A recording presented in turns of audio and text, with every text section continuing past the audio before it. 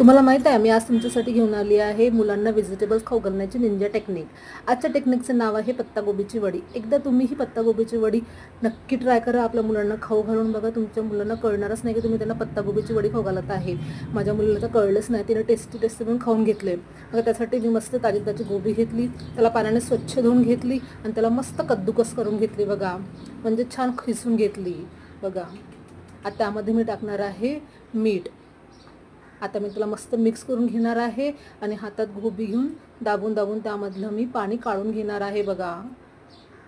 मीठ टाकल्यामुळे आपल्या गोबीला पाणी सुटतं, ती पाणी मी काढून घेणार आहे. याचे दोन फायदे आहे. यामुळे काय होतं, गोबीला जो काही वास असतो, स्मेल असतो, तो निघून जातो. सोबतच आपलं सारण पातळी होणार नाही बघा. आणि त्या त्या गोबीला मोकळं करून घेणार आहे. पाणी काढल्यामुळे गोबीमधलं मिठाचं प्रमाण कमी झालं असेल, मग त्यामध्ये आपण थोडं मीठ टाकणार आहे. आता मी त्यामध्ये टाकलं आहे आलं लसूण हिरवी मिरचीची पेस्ट.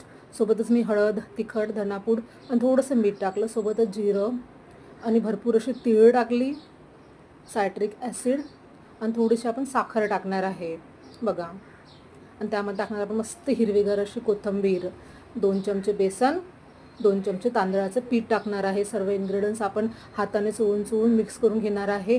आवश्यकता वाटली तर त्यामध्ये 1 ते 2 चमचे आपण पाणी टाकायचं आहे बघा. माझं पीठ थोडं कोरडं होतं, त्यामध्ये मी 1 चमचा पाणी टाकलं, नसा गोळा तयार करून घेतला.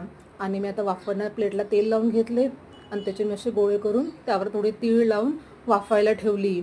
एकदा तुम्ही ही वडी नक्की ट्राय करून बघा आणि मला कमेंट करून सांगा तुमची वडी कशी वाटली, तुमच्या मुलांनी खाल्ली की नाही बघा. वाफून झाल्यानंतर आपण त्याचे पीसेस तयार करून घेऊ आणि त्याला मी शालो फ्राय करून घेणार आहे बघा. एका पॅनमध्ये मी तेल गरम केले, त्यावर वड्या मस्त शालो फ्राय करून घेणार आहे बघा. छान असे आपल्या वडीला कलर आलेला आहे बघा.